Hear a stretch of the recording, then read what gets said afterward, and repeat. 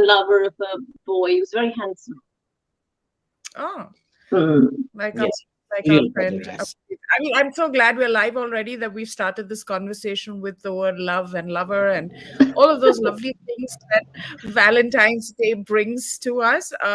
Thank you, everybody, for joining us. And this is, of course, Deepika. She's debuting on the channel, so be nice to her.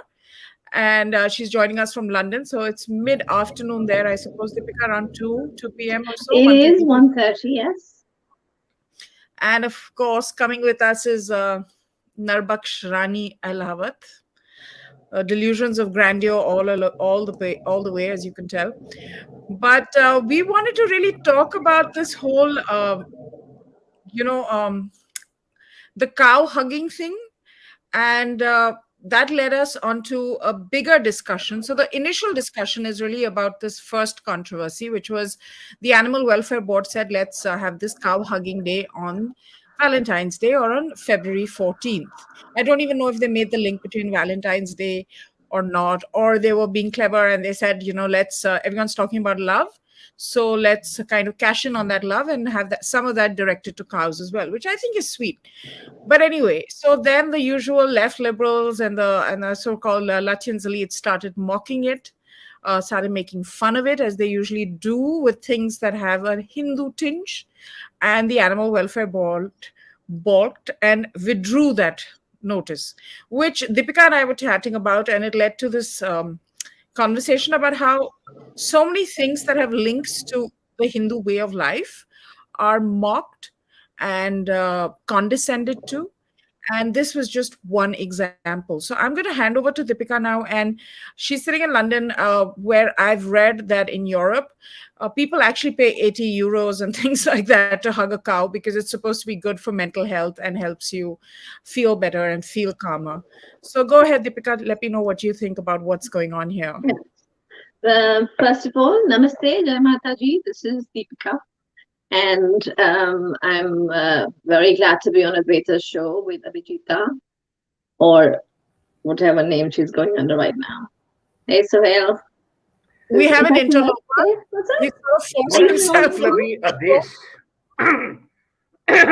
You've got yourself a new name. He's got himself a new name. Oh, that happens to be a famous Indian traitor who went years ago. And you can see she's a traitor because she has Chinese characters behind her. So she's obviously a Chinese spy sitting in London, funded by the MI6 to destabilize India. She's very dangerous. True, true. Very true. Very, very dangerous and very true. But we weren't supposed to talk about it in public. I gave you your cut already. You did? So, when are you supposed to say that? नहीं, मेरे को cut ही नहीं दिया तूने, तो मैं क्यों करूं? So anyway, this actually started from Abhijit. I was very surprised to see a correspondence between my view and Abhijit's, because he said that precisely the same thing, that he had this rant about that. Why not? Why are cows not worthy of being given that kind of respect? Because the idea that somehow hugging a cow is wrong or it's laughable is such an absurd thing coming from a country where the cow is revered as a mother. And there's a reason why that our ancestors revered cows, because this is an animal. It's the idea of gratitude towards an animal who's literally giving the milk for its child to someone to your child, who's sustaining your child and your tribe. And therefore, our culture and our civilization responds with the idea of revering it as a mother, because a mother does the same thing to her child. And if you can't even spare the slightest modicum of respect and love for that poor animal who's given you so much, who's exploited her entire life for the benefit of humans, then that degree of commodification of a living being, I mean, it's very sad. And also, it makes me wonder at the deracination that goes on in the minds that has happened to these people. They are victims of a deep and sort of insidious colonization of the mind that I am sure they're not aware of, because you cannot look at this thing and say, hey, it's a terrible idea, let's continue to exploit this animal, and not show it even the modicum of even a symbolic gesture of love. And that's such a tragedy to me.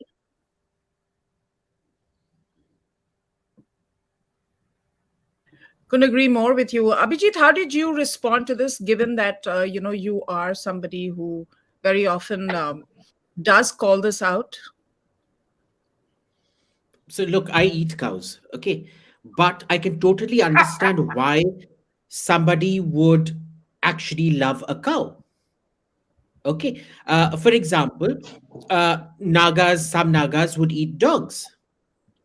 Does that mean you can't hug a dog because somebody eats it somewhere? World over, it has been proven that contact with caring animals is therapeutic, sometimes even with uncaring animals, right? So birds you may not be able to have a connection with, but it's therapeutic for people. You have emotional support animals. And in the West, they have petting farms. People pay hundreds of dollars to go to these petting farms in Australia and New Zealand and Britain and America, to go cuddle sheep and calves and cows and this and that. And there's something very special when an animal trusts you enough to come and put its head in your lap and hug you. Okay. Now, we've always known the therapeutic benefits of hugging animals. Hugging in general, hugging just makes you feel so good, right? Like when you're down, when somebody comes and gives you a hug, it just makes you feel good. When I'm down, my dogs always sense it, and they come and give well, they don't hug me, they lick my face, but I hug them, and it makes me feel very, very good, right? Their issue with all of this is the fact that the cow is sacred to a Hindu, and therefore it must be ridiculed. Okay, they don't have a problem with animal hugging per se. They just have an issue if there is any institutional sign of affection of a dog. Now, you remember the Christian church in Madras, along with the Blue Cross, organized this day where you could bring your pets to the church and get them blessed. They were all taken inside Santhurn Cathedral, and the priest performed blessings for them. Was that ridiculed? No. Okay. Why? Because it's beautiful. Dogs are part of your life. Cats are part of your life. Cows, sheep, whatever, they're part of your life. If you want to take them, and for example, in my mom's house, my doggy brother Krishna, he's always in the puja room. The pujari will always put a tika on his forehead. He's the one who gets to eat all the laddus and dates and almonds that are kept as prasad. I best get one piece. He gets the lion's share of everything. What's wrong with that? I think it's lovely.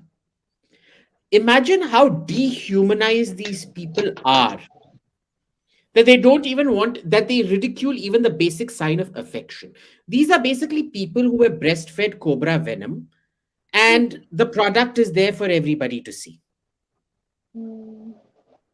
I think they'd have a problem with cobras because, hey, Hindu.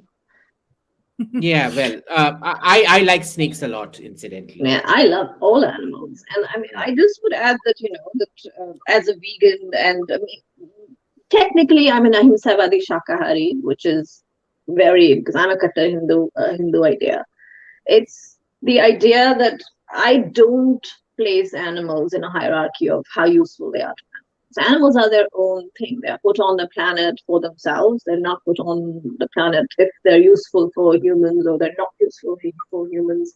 They're there to be their own thing, to live their own lives. So to me, I don't have a hierarchy of, hey, this is an animal worthy of my affection and this isn't. I respect all beings because that's what we are. We're a net of interconnected beings rather than man sitting at the top for the earth to be consumed by him and everything is a commodity for the benefit of man. I mean, that's a very Christian Abrahamic idea, and I do not share it.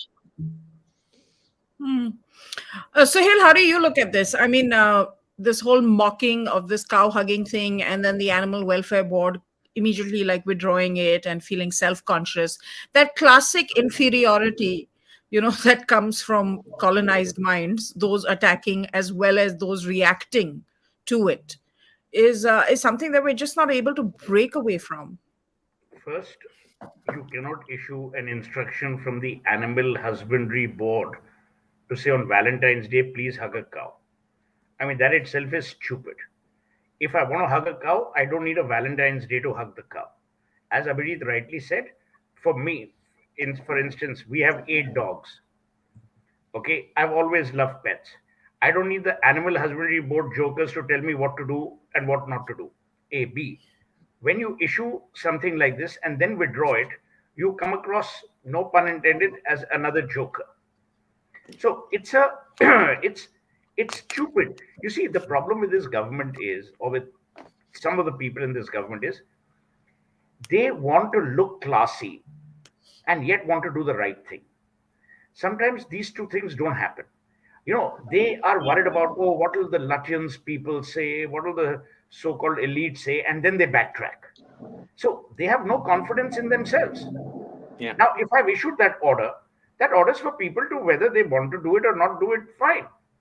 But why the hell do you have to first issue an order and then withdraw it? Because then you come across as someone who's willing to be walked all over or is completely insecure about his or her beliefs. Then you make everyone else in the Sanatan Dharma also look stupid. Because then the guy who's actually a Hindu and loving cows and wants to hug a cow says, "Arey yaar, ये तो इसमें तो शर्म आएगी मेरे को करने में. अब तो इन्होंने order भी withdraw कर ली है." A, B. Given how our country is, there'll be a lot of jokers who, if you hug a cow, will say, "देखो कैसा उल्लू आदमी है." So a lot of people are worried about, oh, will we be mocked? My belief is, if you believe in something, do it regardless. A, you don't need government instructions. B, you don't need to worry about peer approval. The problem in this government is they are worried about peer approval from across the aisle, the same people who they abuse every day. And at the same time are unconfident or insecure about their own decision-making abilities or about their own belief system. See, here it's not about an order being recalled. It is about your belief system being so facetiously fragile that the moment there's an uproar, you say, okay, I'm withdrawing it. On Twitter, there is less than 1% of India's population.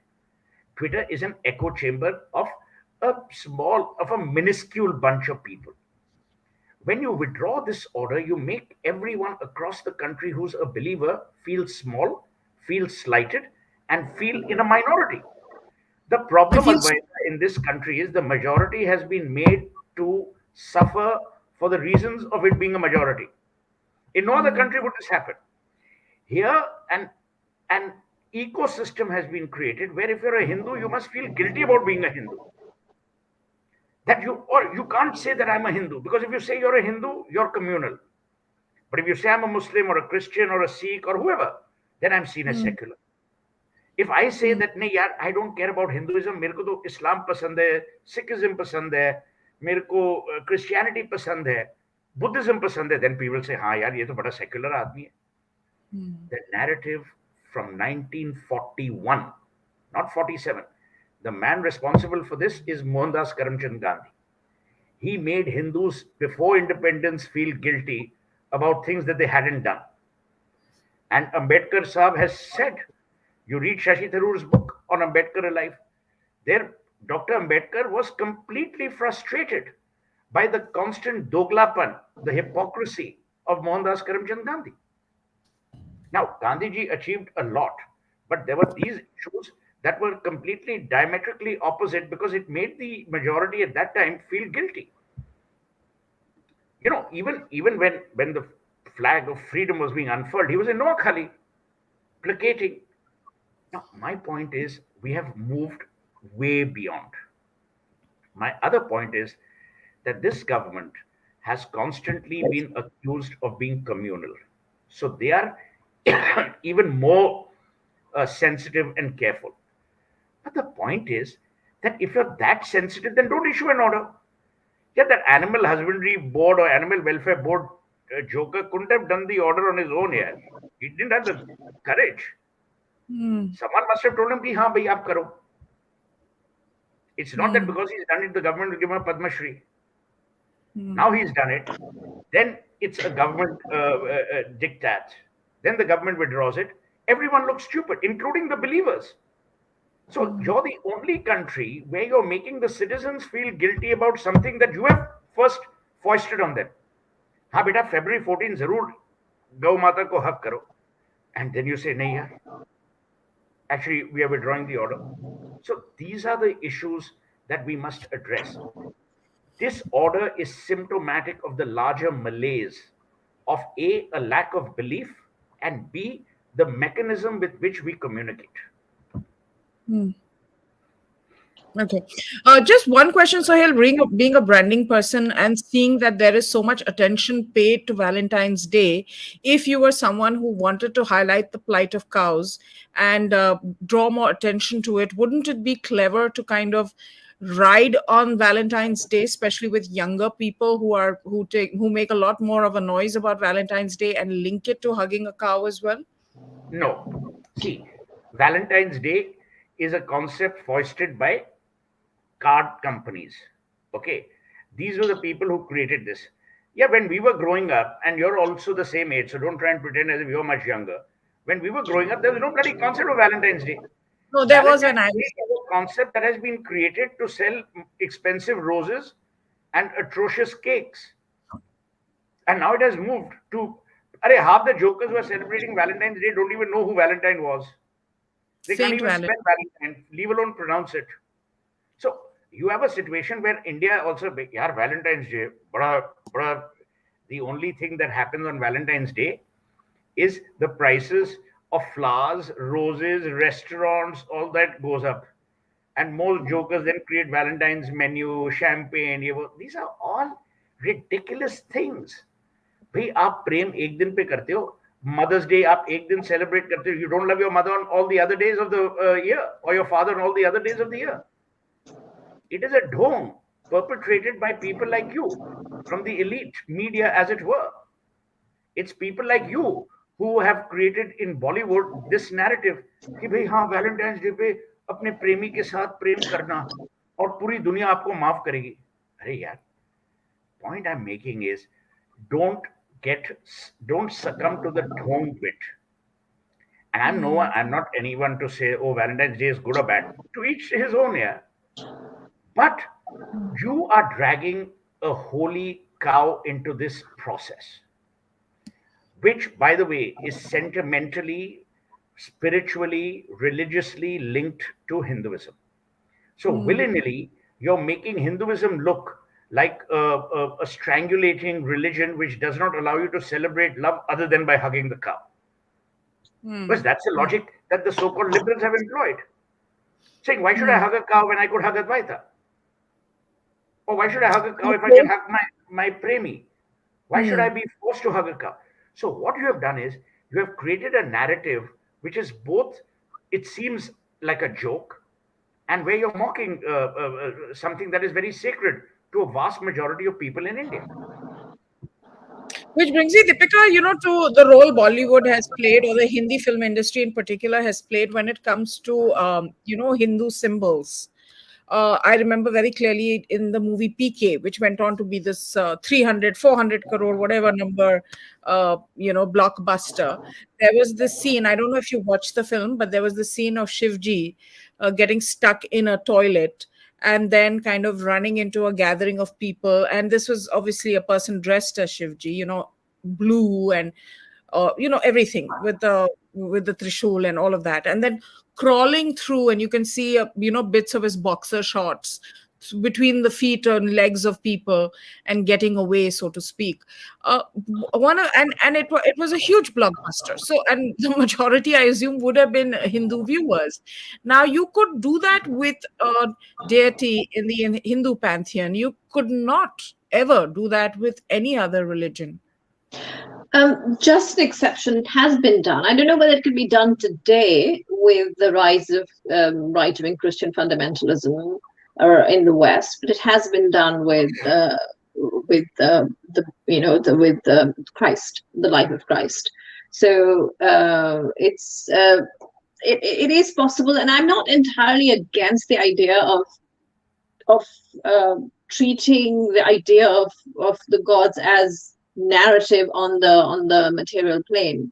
But yes, Hindus are more tolerant, but then should our lesson be that, oh, let's make Hindus intolerant, or should our lesson be that let's make all other religions more tolerant, that they're also capable of accepting narrativization about their symbols and their ideas? That would be great. I did have a point about what Suhel said about Mahatma Gandhi. Did you know that just before he was assassinated, he had agreed that he was going to go and spend his life in Pakistan? Is that widely known, I wonder? No, I didn't know that. He had decided that his next phase of his life, he was going to give up Indian citizenship, and go and live in Pakistan so that he could serve the minorities there. No, who told that you was this? his plan. So, but he was assassinated. We don't know whether he would have gone. But how do you know this? From secret service files in the British Library. I'll tweet an excerpt. Yeah. There was another point. Was the order by the animal ever directly linked to Valentine's Day or presented as an alternative? Because if it wasn't, then maybe this entire thing is even worse than what Suhel said. It's entirely fictitious oppositional energy that has been created, that as if it's against Valentine's Day, rather than just being, hey, why don't Valentine's Day is a constructed idea, as Suhel said. It's taking like most of these festivals today, it's taking a Christian or pagan idea and then attaching these sort of commercial elements to it so that people can make money. There's nothing wrong with it. It's good for the economy. But when you've added so many other elements to it, you've added Hallmark cards to it, and roses to it, and dinners to it, and what have you, why not add, hey, go and love an animal that you're exploiting every single day? What's wrong with that?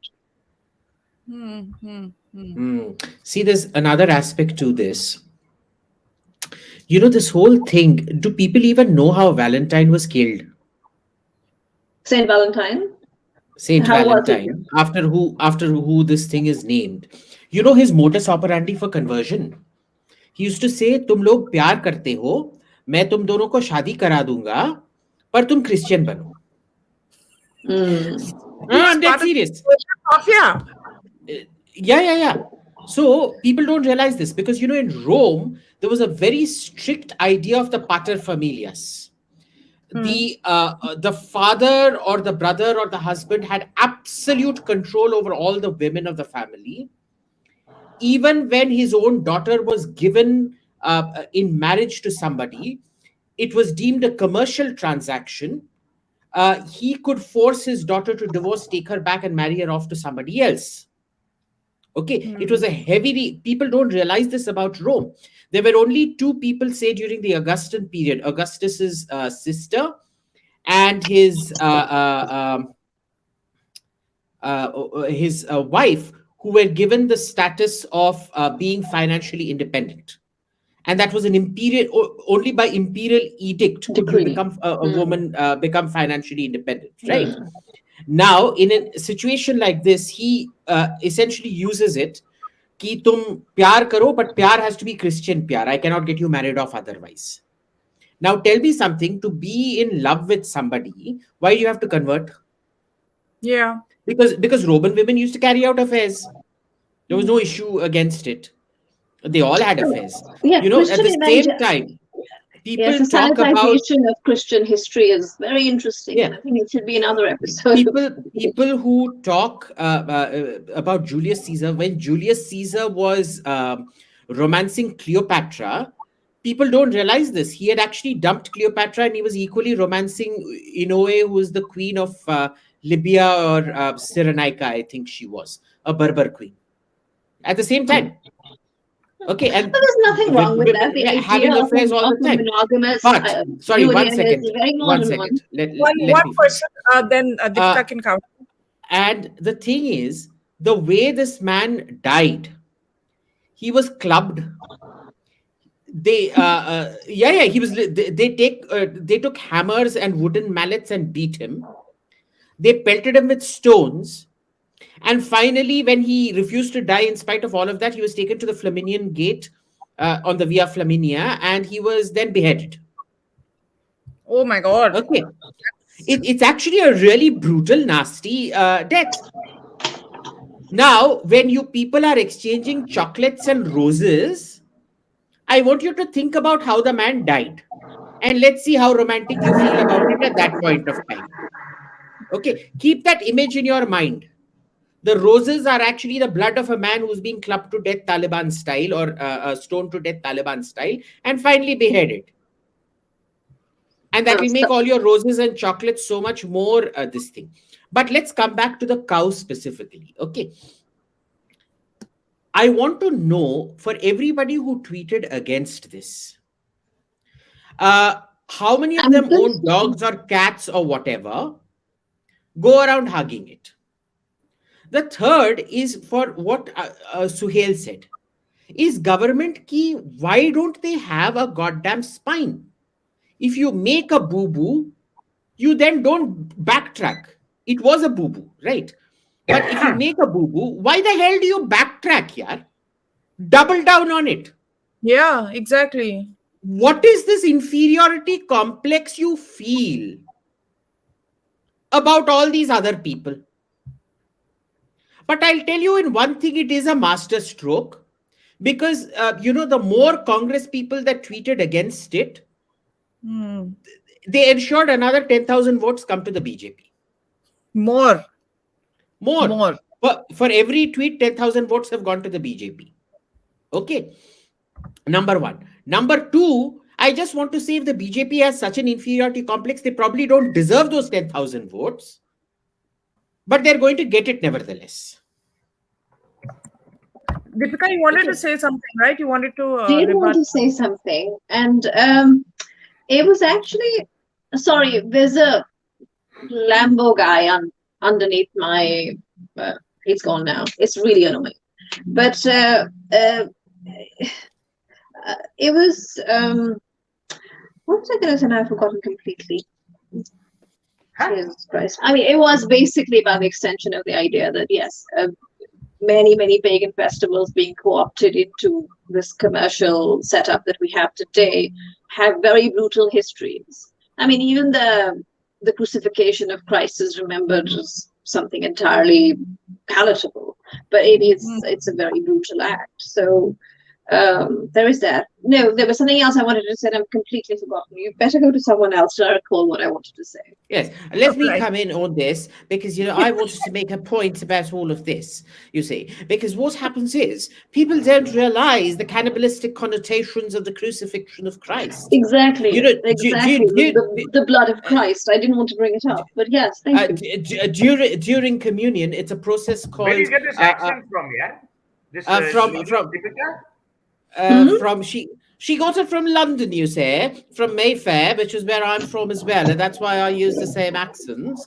So what happens is it's called transubstantiation in the Roman Catholic liturgy and in the Eastern Orthodox liturgy as well, where the bread and the wine symbolically represents a cannibalistic act of the transformation of it into the flesh and blood of Christ. Now, you and I might not think of this as being bizarre, but think about it. You're actually drinking and eating your God. The Maya and the Aztecs actually got it because, when in Bernardo de Sahagun's Conquest of Mexico, when he writes about it, apparently the Maya at that time, the classical Maya civilization had collapsed.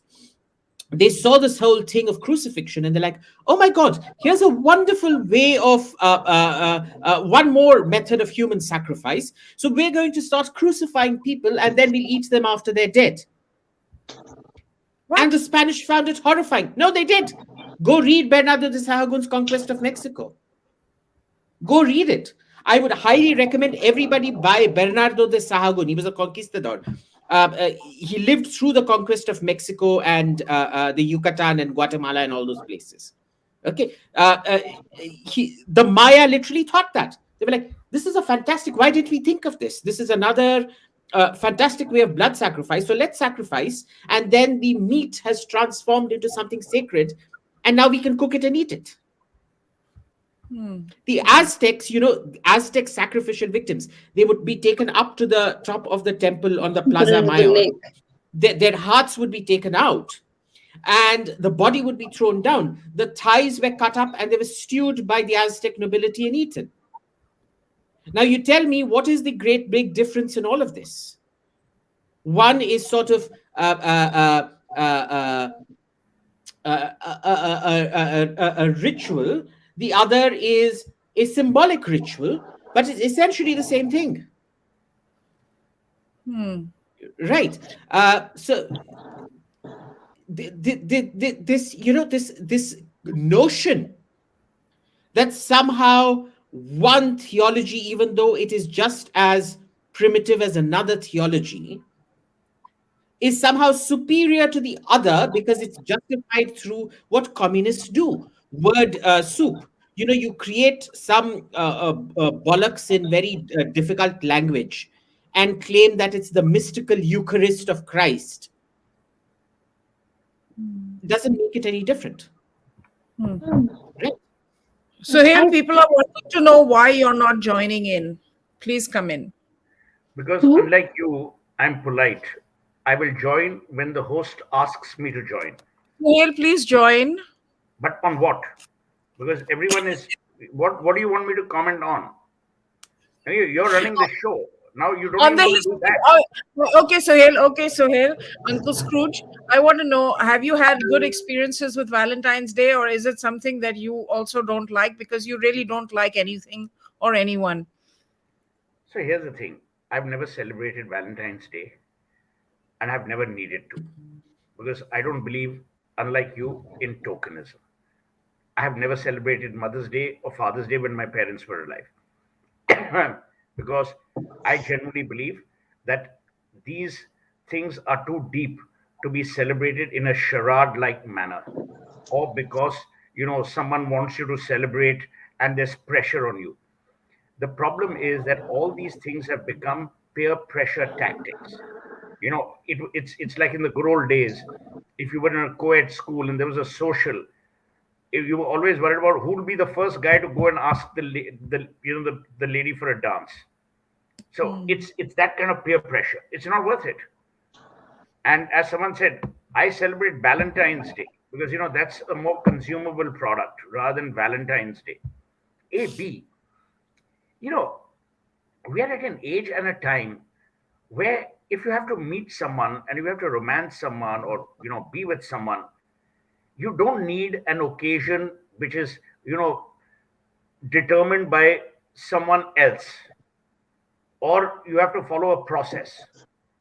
This whole thing that began about 10, 15 years ago, that but you have to give roses, you have to send flowers. And what started happening was there was competition between people कि भाई कितने roses भेज रहे हो आप 100 रोज भेजोगे 200 roses भेजोगे that kind of nonsense. This is nothing but a materialistic expression of love, which in itself is therefore no expression of love. When materialism becomes the denominator of your affection quotient, your AQ, then there's nothing worth living for. Because then today she wants roses or he wants something, tomorrow they'll want something else other than love, other than unconditional love. Which is why I hark back to the point which Abhijit made. Pets are the only people who give you unconditional love.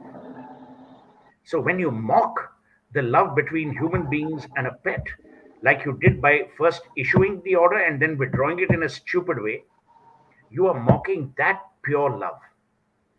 And it's not about whether it's a cow or a dog or a horse. People in Rajasthan revere the black buck. They go out of their way to protect the black buck. Tomorrow, will you say, "Oh, please, aap black buck ko hug karo"? You're mocking that love.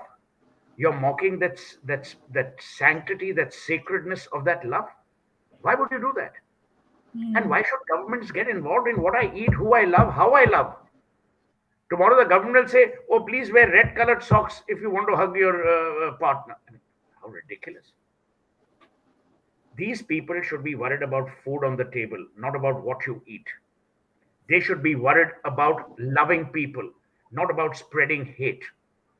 They should be worried about creating an inclusive society and embracing nice people and embracing people. So, it's very easy for government to get involved. In the good old days, you remember the Shiv Sena jokers used to go and beat up people. Then the Bajrang Dal jokers followed suit. I mean, these are the kind of idiots who are in power. I mean, these people can't bloody run a state properly. They don't even know their ass from their elbow, but they want to disrupt people. You remember once they went into parks and said, "Oh, if you hold hand, अरे भाई गला पकड़ेगी क्या? अपने partner का अगर हाथ नहीं पकड़ोगे क्या आप गला पकड़ोगे? I mean, how ridiculous is this? What our democracy has come to? Is this the definition of the idea of India? So I worry about that. Valentine's Day and this edict and this order, to my mind, is symptomatic of the larger malaise that we have become so superficial in our identification of social problems and social mores that we have actually lost the plot. And Okay, just to and that's add, what remember, this was, well, affiliates of this government, on the one hand, don't want you to celebrate Valentine's Day, and on the other, they want you to celebrate it by hugging a cow. इसमें messaging uniformity कहाँ है boss? एक message का uniformity भी तो होना चाहिए.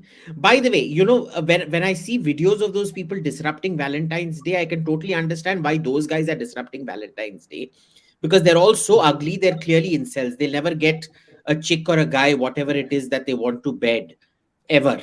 इन उन जैसे लोगों का तो बस अरेंज्ड मैरिज ही हो सकता है, and that to an arranged marriage where you don't meet the bride or the groom beforehand, because for that face they ain't landing squat. Can I make a small point? Yeah, go ahead. Yes, the interjection I wanted to make about when Abhijit was speaking about ancient Rome is the fact that that wasn't confined to ancient Rome about the rights of women. Till the 18th century, it was exactly the same in almost all of Europe. Women were property of the man in the family, the father in the family. So that's the paterfamilias idea was legal in most of Europe right up till the end of the 18th century. So, you know, the idea of sort of importing feminism or feminist ideas from the West via colonialism or, you know, civilization of the East, as it were, that is a very troubling one, which we really need to revisit. And the second one is the distortion of Indian values by people who say they're spreading Indian values, but are actually spreading the worst kind of Victorian conservatism, because these are not Indian values at all. That you can't have the idea of love. Our Sabika celebrates love, has celebrated love. Is just the criminalization of how we celebrate love and affection, which has happened because of our, you know, many tragic events in our recent past, have given them a false impression that we are a no joy, no love, nothing sort of conservative society, and we're not. We're not Victorians. That should be the larger message, I think. Very important point. I think I agree with you on that completely. I think there is this sort of repackaging that is going on of a truly open and free-spirited and free-thinking society and civilization to fit into some idea of conservatism. Since we're talking philosophy, the Greeks had 4 kinds of love. Agape, storge, eros, philos. Okay, eros was erotic love. Philos was a more intellectual, this thing kind of love. Agape and storge, Deepika, correct me, I've forgotten what agape and storge were. But in Hinduism, I mean, that's also true. But Hindus had, we had 16 different kinds of love. And it was talked about in great titillation as well. Because, you know, the passage that I've read went something like this. See, there is the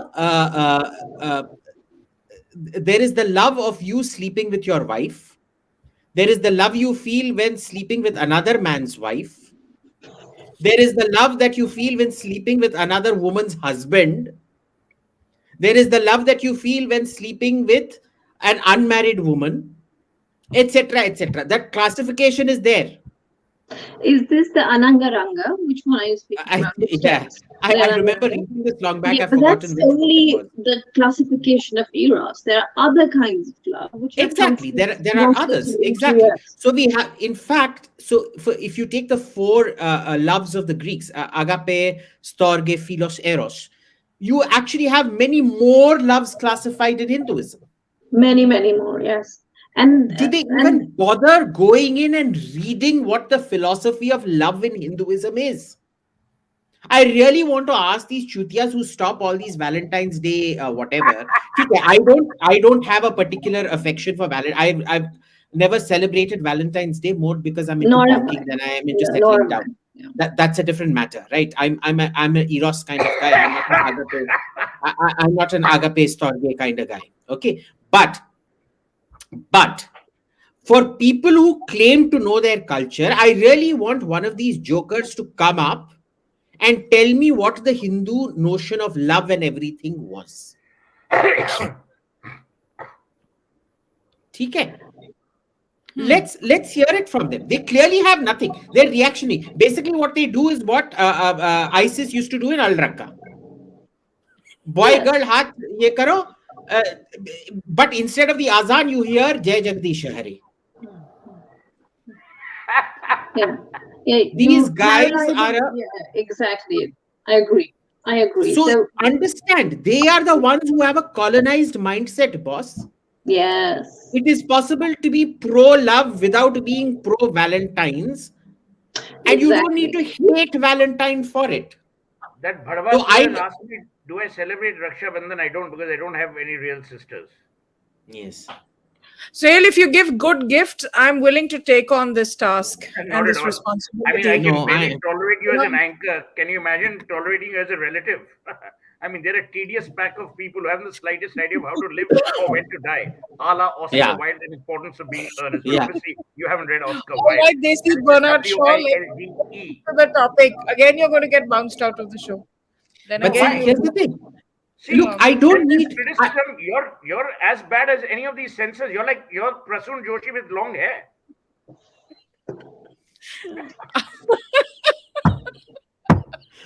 By the way, we are doing a poetry night with Prasoonji next month. I'll keep you updated. Prasoonji, oh my God. Oh. Prasoonji talks typically like the Bajrang Dal. I have to tell you this story, okay, about the Bajrangis. Okay, maybe another time. Let's keep moving. Thank you. Your stories are so boring. I like that approach. You must invite this Deepika more often. She's very sharp and her accent is really refreshing. Yes. Nice. But Suhel, you've never congratulated me on my accent. I think my accent is quite a bit more upper class than hers. That is true. Yes. That is true. Yes, I thought it was the Queen. Return to us. He can't even spell hilarious. Hilarious. Where is he from? Baligan Circular Road.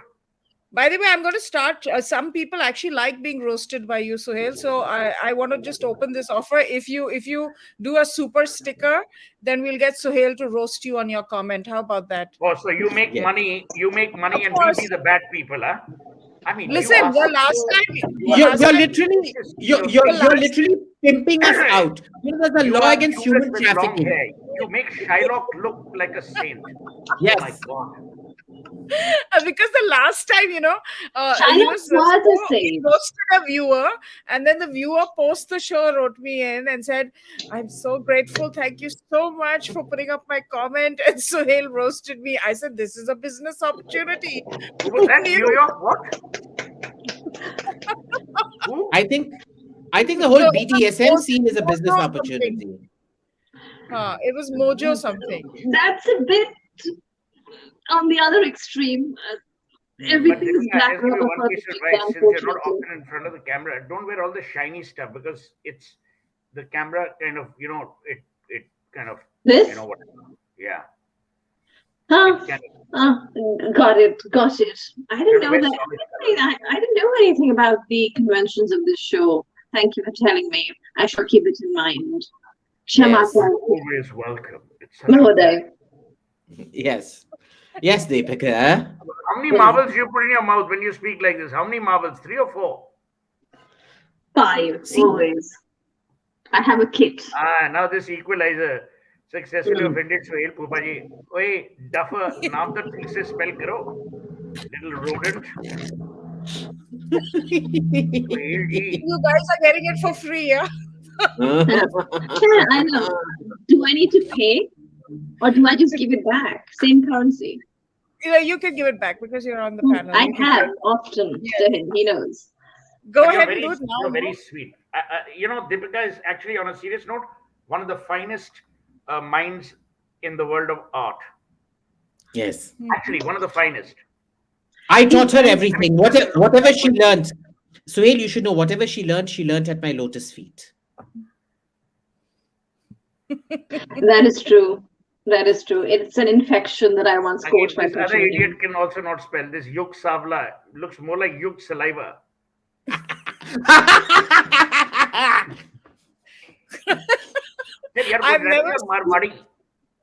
never seen a show where the panel chain smokes and ridicules and insults viewers. Have you, Deepika? They love I it. haven't yet, but I think I love it. I think more should be like that. No, And also, By they the know, way, like people like Yeah. Aditya Tiwari and all know that this is their only 1.5 seconds of fame. So we also indulge them. See? yeah. तो Oh, by the way, दोनों चलेगा क्यों भाई तुम अजीत के बाप हो या अजीत के बेटे कि लिक्विड ऑक्सीजन दो लिक्विड इसको जीने नहीं देगा ऑक्सीजन मरने नहीं देगा अजीत की औलाद Aditya.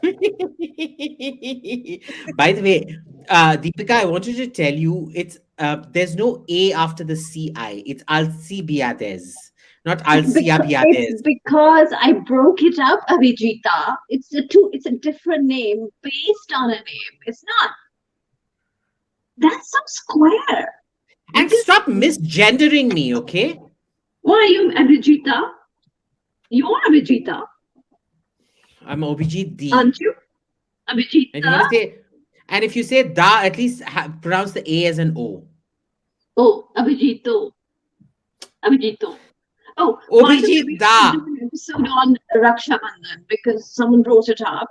That's also another I wrote a piece about it a few years ago, and I was absolutely lambasted by the Hindu side of the debate because I brought up the idea that actually what we celebrate today is a sanitized, sort of Europeanized version of what our original festival was, and rather than sort of, hey, let's go and look at our archives as to how Raksha Bandhan was actually celebrated. Everybody's like, oh, she's against Hindu festivals. I'm like, no, I'm not. I'm a very Kattar Hindu. How can I be against Hindu festivals? Tell us how it was celebrated. Well, it isn't. Raksha Bandhan is literally, it's very much to do with brother and sister because that idea, it comes from the idea of protection. And it is not confined to only women tying the sutra to men. It's also tied to men tying to other men. But it's the idea of being in the salamity of someone higher than you. So it could be your parents, it could be the king, it could be someone under whose refuge you live. The idea that everyone is under the refuge of someone else, at the very top being God. Mm-hmm, mm-hmm. So it's not a gender thing that, oh, my brother will look after me, which I thought was very sort of making it very, taking a grand idea and making it very small. So that's why. I mean, that is a part of that big attempt, but it's not as exclusive sort of, it's not as exclusive manifestation. Simple life, fantastic. You won the quote of the day. So true. It's a silver fox, Ushanka. So yeah, our man Suhel is the silver fox, but he is the fox. Hey, are you in Suhel or are you in India? Hey, Suhel, where are you? Where are you now? Dubai. I'm in Mathura. Oh, that's wonderful. I want to go to Mathura. But really, I really thank you all for joining us this evening for this quick chat. Also, there are a lot of people commenting about this regime change story that has come out in the Sunday Guardian. I don't know if come along, yeah. It's such obvious humbug. Like what is this regime change? Tell me. I'll send it to you on WhatsApp. Basically, there were 3 meetings held in India and abroad to determine between governments to determine how to get rid of the government and this and that and all that nonsense. Are you mad? Yeah, Modi will be there till 2029 easily. Easy, if not longer. True. By which time Rahul Gandhi would have done an America Jodo. Yes, I agree that he should circumambulate the globe at least. Vishwa Jodo He did Andolan. a good job with that Bharat Jodo for himself. It's too Yeah, little. but I'm going to quote this one. This is a great quote. It's a great quote. Anyway, you got hardly any followers, so it doesn't matter. Yeah, it Your doesn't number of matter. followers are like Exactly. Deepika's. Yeah, totally. Okay, everybody, thanks so much for watching. Thank you, Suhel and AIM for joining Jai Maharashtra, Jai Valentine. Jai Mataji, Jai Mataji, Dhanyavad, Mahoday, Mahodaya. And please Just to feel make you feel good. Jai Yogi Ji, Jai Uttar Pradesh, Uttam Pradesh. Jai Uttarakhand also. Jai Listen, Uttarakhand Jai also, but Ranjan feel also. free. Just a word to the audience. Just feel free if you're feeling down. Just find any sweet animal around you and go hug it. It'll just make you feel better. Yes. As a vegan, I say first stop exploiting cows, allow them to live their natural life cycle, drink less milk, don't exploit them in the first place. But if you do meet a cow, please revere it and give it respect. Don't have milk. Excuse me, I just need to pick my teeth. That mutton Mughlai paratha I had was delicious. Yeah, and please do not be influenced by carnists. They are, to use a very unsophisticated concept, the devil. She's worse. She's vegan. She's worse. in fact, originally he's been kind enough to give vegan food to me at his home. So yeah, he knows. Well, anyway, thank you, everybody. I'm sorry for the coordinated smoking, between Suhel and Abhijit. At one point, you both at the same time. Acha, chalo bhai. Now, thank you, everybody, for watching, and do come back if you dare.